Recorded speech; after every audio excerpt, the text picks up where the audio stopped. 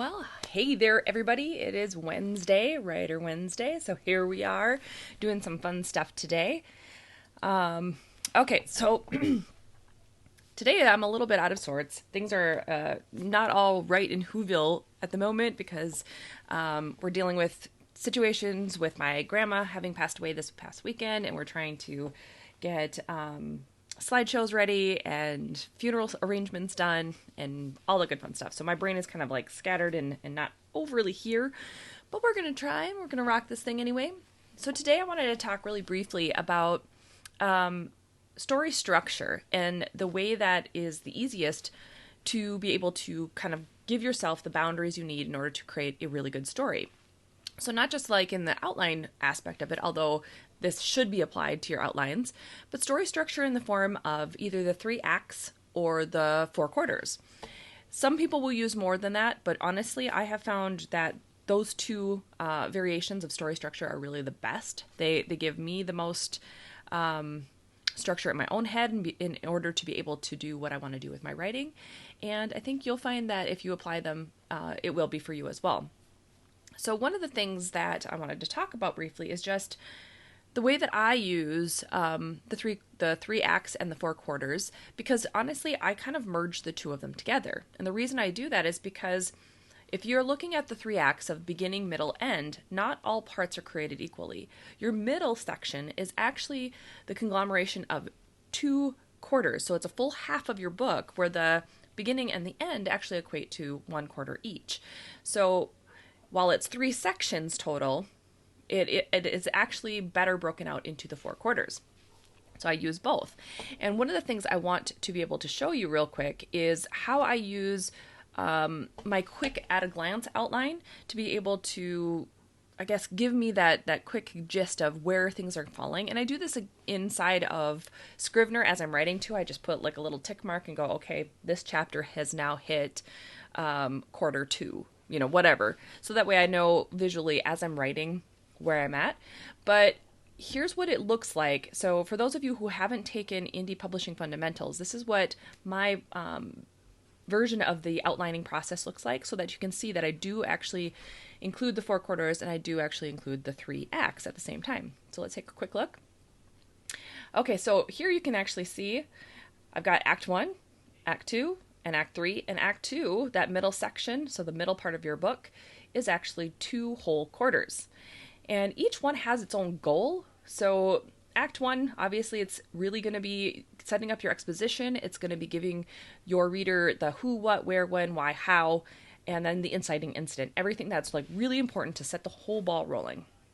Act 2 in itself is the middle section of escalating the crisis. Obviously, it says that right there. But it's also giving more action. It's giving the information that needs to happen. So like the first part of Act 2 is really about information gathering. It's about trying to learn what is going on, learn their powers, learn their situation, learn more about whatever the situation might be. Second half of that, or the 3rd quarter itself, is really about now putting into action what they've learned in the first 2 quarters. And so now they're able to create movement. They're able to create, I guess, they're able to go more towards their goal. They're able to use their powers. Or at least able to fledglingly, do something that is going to get going. The key part of that really is that together, the learning and the doing have to all take place. And those are sections that are so important that if you forget one of them and you're not able to escalate things and make things as tense as possible, that's why the middle section of your book will fall flat, or they'll call it the flabby middle, or whatever the case is. And it's really because you haven't put enough tension into those 2 sections, because you probably haven't thought much about what are the actual results of each one of the acts or each one of the quarters. 4th quarter and 3rd act is obviously the resolution. It's going to be where everything kind of wraps itself up. It is either a happily ever after, an unhappily ever after, or it's going to be your cliffhanger. And those are like the main whole sections of everything. But when you're getting set up and when you're outlining, or even when you're writing your book and you're getting stuck, one of the great ways to be able to pull it all back together is to come back to this. So even if you do this outlining process, this particular kind of outlining process really fast, and usually it's just, you write down the goal. What is the goal? What is the inciting incident? What will be the plot twist? It's super simple, super basic. It doesn't have to be, that big in-depth chapter by chapter outline. It's really honestly just to keep you grounded in what the acts are looking like and what the quarters are looking like. But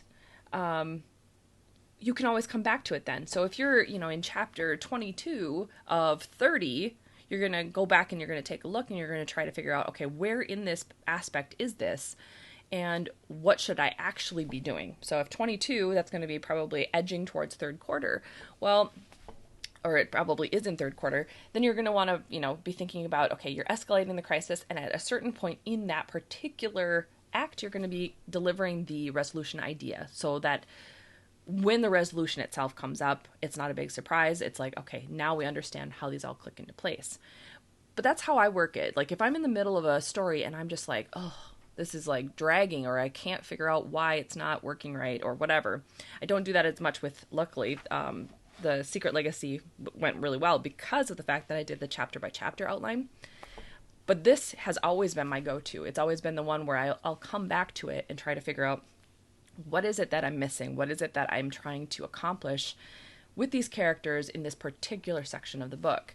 And it really does help you to provide a much stronger story arc and get your story to the level that you're looking to get it to. And it'll bring you back around too if you feel like something is missing.